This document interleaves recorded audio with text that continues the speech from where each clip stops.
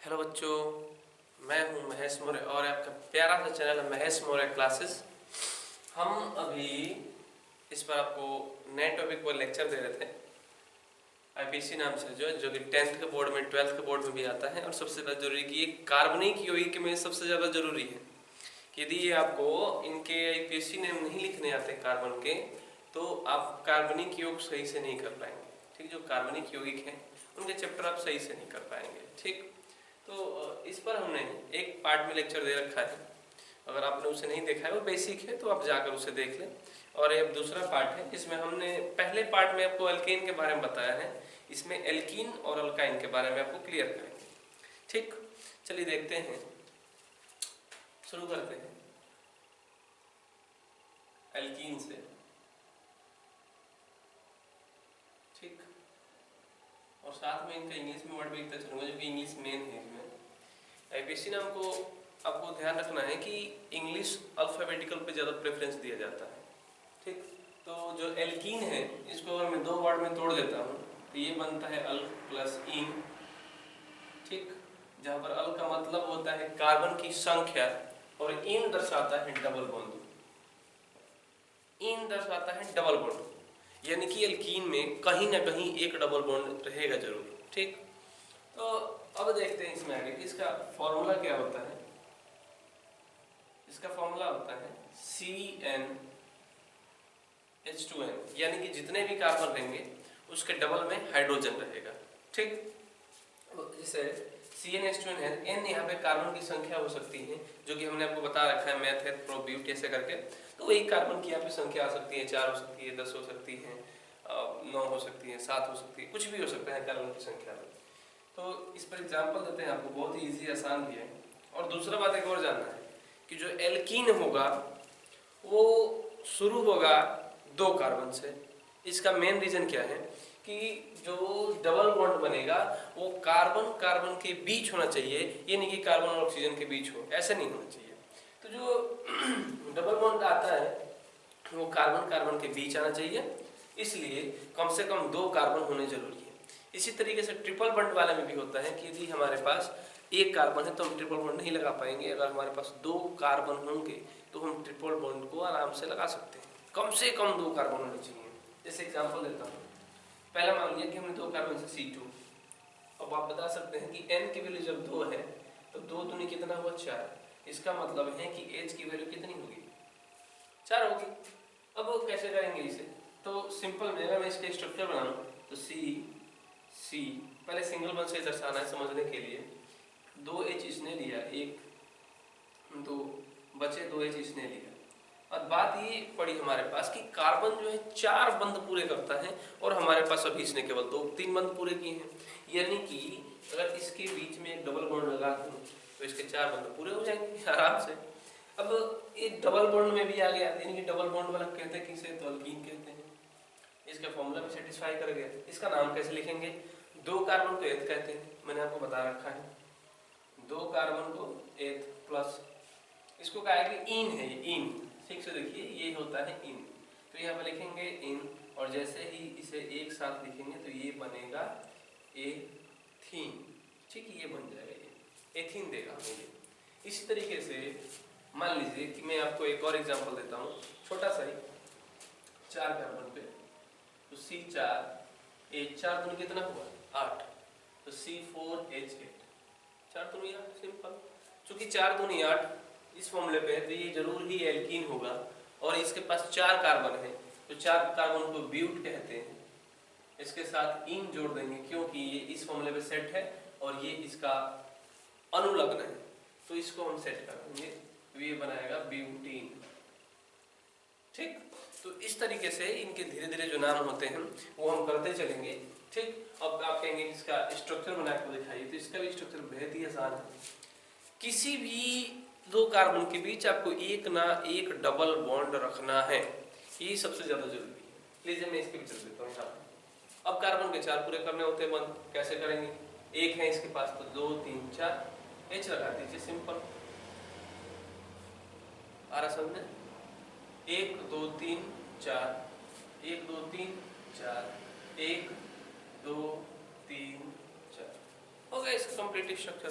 इतना ही आसान स्ट्रक्चर होता है और इनकी इसी बेस पे बिंदु संरचना होती है। बंद को थोड़ा सा मिटा दीजिए, थोड़ा सा बिंदु संरचना हो जाएगी। ठीक, एक और छोटा सा एग्जांपल ले लेते हैं, जैसे C6 6।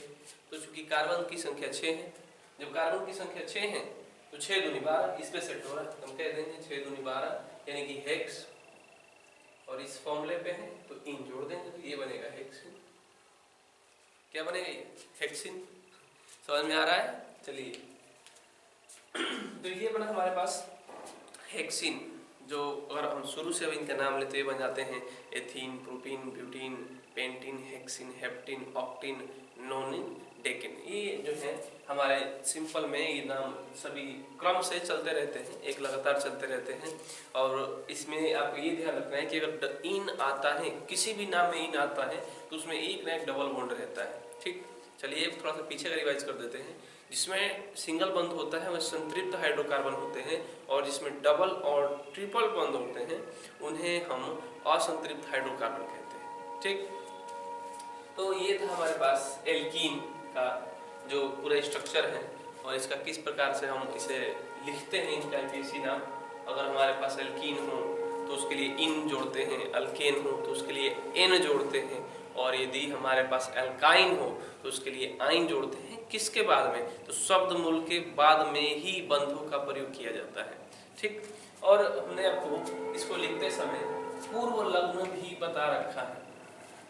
इसको लिखते समय हमने आपको पूर्व लग्न बताया था कि जो पूर्व लग्न होता है वो शब्द मूल के पहले लगता है, और जो अनुलग्न होता है वो शब्द मूल के बाद लगता है। चलिए, अगर मैं आपसे क्वेश्चन करके बताइए कि नाइट्रो अनुलग्न है कि पूर्व लग्न है तो क्या कहेंगे? जल्दी बताइए आंसर। नाइट्रो पूर्व लग्न है, हेलोजन समूह पूर्व लग्न है। हेलोजन में क्या क्या आते हैं? तो fluorine, chlorine, butene, fluorine, chlorine, bromine और आयोडीन, ये मुख्य चार है। यही चार हमारे जो होते हैं, और एक नाइट्रो मिला के, तो पूर्व लग्न के रूप में इसका हमेशा इस्तेमाल किया जाता है। ठीक, चलिए अगला लेते हैं एल्काइन। ठीक, एल्काइन लेते हैं हम नेक्स्ट इसमें। अब एल्काइन को क्या कहेंगे, ध्यान दीजिएगा।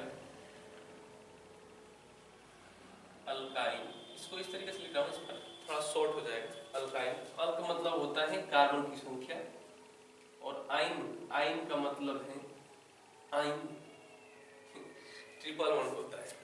अल्काइन का मतलब यानी कि YNE रहेगा, इसे हम आइन कहेंगे, और इसमें एक ट्रिपल बॉन्ड होता है।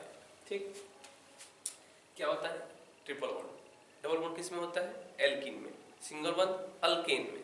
अच्छा, तो हमें ट्रिपल बॉन्ड पे इस बार चलना है। इसका जो फॉर्मूला है उसका इस बार सिंपल ही रूल है, CnH2n-2, CnH2n-2, जिसमें माइनस होता है इसका मतलब वो अल्काइन है, और जिसमें प्लस होता है वो अल्केन है, जिसमें कुछ नहीं होता है, सन्नाटा होता है, वो हमारा एल्कीन है। ठीक, एल्केन में सिंगल बंद, इसमें कौन सा बंद? ट्रिपल। Simple formula. हाँ, एक बहुत जरूरी बात और, जो ट्रिपल बॉन्ड होता है ये भी दो कार्बन के बीच होना चाहिए। इसका मतलब क्या है कि इसमें भी से एक कार्बन आने वाला नहीं है। अब एक कार्बन नहीं आएगा तो कम से कम दो कार्बन चाहिए इसमें, क्योंकि ट्रिपल बॉन्ड बनने के लिए कम से कम दो कार्बन की आवश्यकता होती है, और इसे यहाँ पर आपको रखना है। ठीक, चलिए दो कार्बन शुरू करते हैं। C2 दो रखेंगे तो 2 दूनी 4 में से 2 है 2, यानी कि C2H2। C2H2 बहुत बार पूछा जा चुका है कि C2H2 क्या होता है। तो C2H2, अब आप उसको सिंपल में बताना है कि C2 को कहते हैं एथ प्लस, एक प्लस लिखा मैं थोड़ा सा साइड कर दूंगा बाद में। एथ इस फॉर्मूले पे बेस है तो ये आइन वाला है, यानी कि अल्काइन है, आइन जोड़ देंगे। और जब इसको पूरा नाम लिखेंगे, ये मत रखिए, तो ये बन जाता है एथाइन। कोई दिक्कत नहीं। ठीक, एथाइन, इस तरीके से इनका नाम क्लियर कर सकते हैं। एथाइन होता है। स्ट्रक्चर बनाना है इसका। तो ये जो है ये एथाइन का स्ट्रक्चर है। ठीक, अब आगे अगला एग्जांपल देखते हैं। जैसे मान लेते हैं कि इस बार हमारे पास 4 कार्बन है। कितने कार्बन है? 4 कार्बन है। अब जब 4 कार्बन है हमारे पास, तो जब इस फॉर्मूले पर रखेंगे एल्काइन बनाने के लिए, तो 4 दूनी 8 में से 2 गए 6, यानी कि C हो जाएगा, C4H6 हो जाएगा। अब इसका नाम किस प्रकार रखेंगे? बहुत ही आसान है। 4 कार्बन है तो ब्यूट, इस वाले फॉर्मूले पे है तो इसका मतलब आइन जुड़ेगा इसमें, और जब इसको पूरा एक साथ लिखेंगे तो ये बनता है हमारा ब्यूटाइल। ठीक, क्या बन जाता है? ब्यूटाइल। बहुत ही आसान होता है ये बनाना, आपको टेंशन की जरूरत नहीं है, आसान होता है। इसका स्ट्रक्चर कैसे बनेगा? तो सिंपल में पहले आप इस तरीके से कीजिए, कहीं भी एक जगह ट्रिपल बॉन्ड रखिए। अब इसके सभी के सभी हाइड्रोजन पूरे कर दीजिए, इसका ही पूरा है यहाँ पर रखेंगे सीधा। ठीक, अब की जहां मर्जी हो वहां ट्रिपल बॉन्ड रख सकते हैं, इसमें कोई घबराने वाली बात नहीं है। ठीक, एक और ले लेते हैं, जैसे C6 नहीं, इस बार 8 लेते हैं।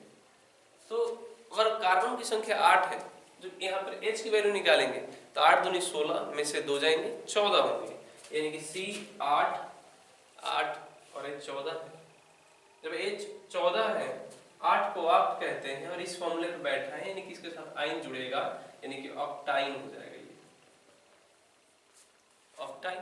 अगर आपको स्ट्रक्चर बनाना है तो कहीं भी आप एक जगह इसमें रख दीजिए ट्रिपल बॉन्ड और बना लीजिए। ठीक, तो ये जो है हमारा ये एल्काइन समूह के लिए था। अब चलते हैं हमारे की तरफ, जो कि बहुत ही ज्यादा इंपॉर्टेंट भी आने वाले हैं। ठीक, ये भी हमारे 3 में है, और मैं आपको ये बता देता हूँ कि ये करीबन 14-15 होते हैं इनको मिलाकर टोटल।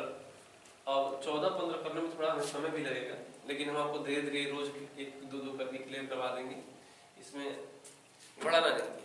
ठीक, अब जो इसका अगला है वो होता है हेलो एल्केन। जो इसका अगला है अल्काइन के बाद वो होता है हेलो अल्केन। ठीक, हेलो एल्केन होता है। अब हेलो एल्केन में क्या होता है? तो अगर आप सही रूप से अगर इसे देखें तो हेलो एल्केन 2 वर्ड से मिलकर बना है, जिसमें एक वर्ड है हेलो और दूसरा होता है अल्केन। और मैं आपको ये बात बता दूं कि अब आप जितने भी पढ़ेंगे उसे हम सिंपल केवल एकल बंध पर पढ़ने वाले हैं, क्योंकि डबल बॉन्ड और ट्रिपल बॉन्ड हमारे लास्ट में आते हैं, दूसरे और तीसरे स्टेप पे चलते हैं। और जो जितनी भी सारी श्रृंखलाएं होती हैं उन सभी में सभी अल्केन को लेकर पढ़ा जाता है, सिंगल बंध वाले को लेकर पढ़ा जाता है। ठीक, अब हेलो का मतलब क्या होता है? तो हेलो का मतलब हेलोजन समूह हुआ, और अल्केन तो आप जानते हैं CnH2n+2। ठीक, ये इसका फॉर्मूला होता है। अब इसमें होता क्या है कि जैसे जैसे एक हेलोजन समूह आता है एक एक करके, वैसे वैसे इसका एक एक H जो है वो हटता चला जाता है। धीरे धीरे एक H जो होते हैं, एक एक H वो घटते चले जाते हैं। जैसे कहने का मतलब है कि हेलोजन समूह से यदि 2 हेलोजन आएंगे तो 2 हाइड्रोजन हटेंगे, एक आएगा तो एक हटेगा। ठीक, हेलोजन समूह में कौन कौन से आते हैं? तो फिर कल बाहर आई हंटी, इस बारे में बैठाना है। तो आता क्या इसमें? तो फ्लोरीन, क्लोरीन, ब्रोमीन और आयोडीन। इनका नाम कैसे लिखते हैं?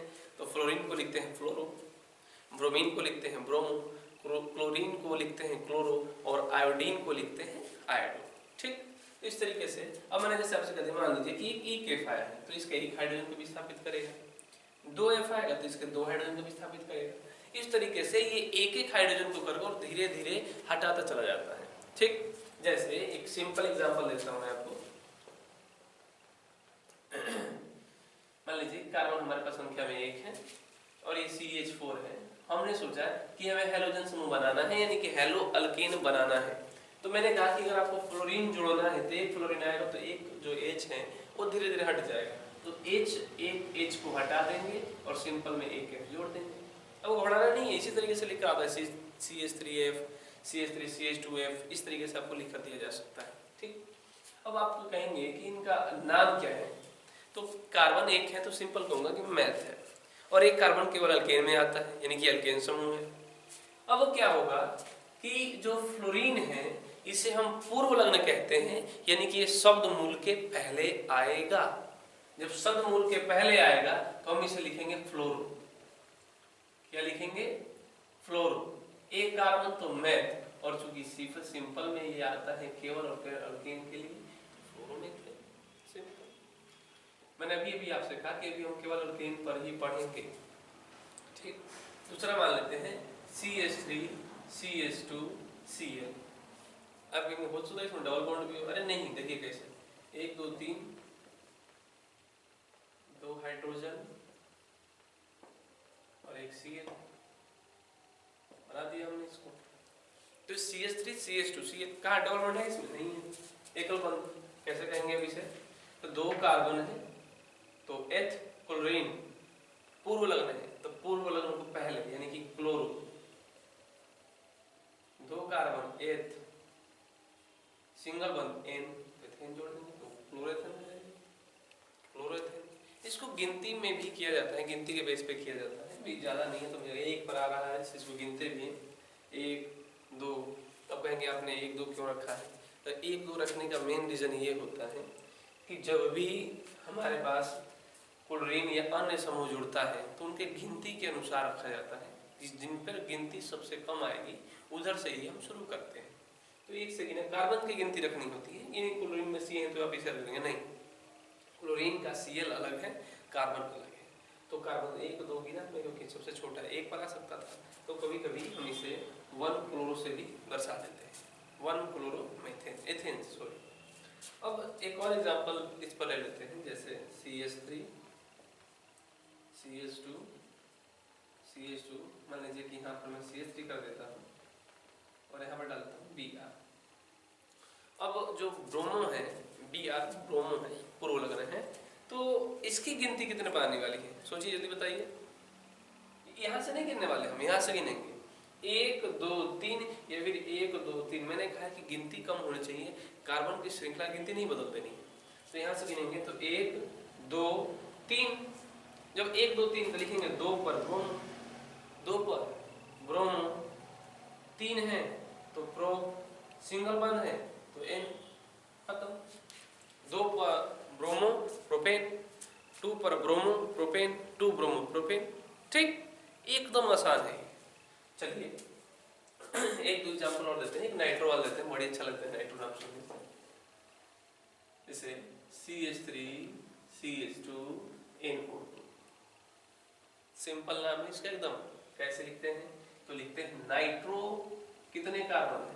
2, तो एथेन, नाइट्रो एथेन, एकदम आसान। एक और ले लेते हैं CH3 CH2 CH2 F, इसको लिखते हैं फ्लोरो। अरे फ्लोरो 1 पर है, 1 पर आएगा तो गिनती देने की आवश्यकता नहीं होती, सिंपल लिख देते हैं। तो फ्लोरो 3 है प्रोपेन, तो इसका नाम हो जाएगा फ्लोरोप्रोपेन, एकदम आसान। अब हेलोजन में क्या था कि हेलोजन समूह आ रहा था। अब धीरे धीरे करके ये कभी 1 हेलोजन आता है, कभी 2 आना शुरू हो जाता है, कभी 1 से 3 आने शुरू हो जाते हैं। तो मैं आपको ये IPSC नाम के जो रूल हैं उसमें आपको एकदम क्लियर करवाने वाला हूँ। IPSC नाम के नियम है। अभी हम सिंपल में ये समझ रहे हैं कि जो 12-13 होते हैं उनको बारी बारी से एक एक करके हम पढ़ लेंगे, उसके बाद जो है IPSC के रूल पढ़ेंगे कि क्या आगे चलता है क्या नहीं। इसके लिए आपको अगले लेक्चर का वेट करना पड़ेगा। अगर आपको IPSC में ये समझ में आ रहा है तो हमारे लेक्चर को वीडियो को सब्सक्राइब कीजिए और शेयर कीजिए ताकि आपको दोस्तों में काम आ जाए, ठीक।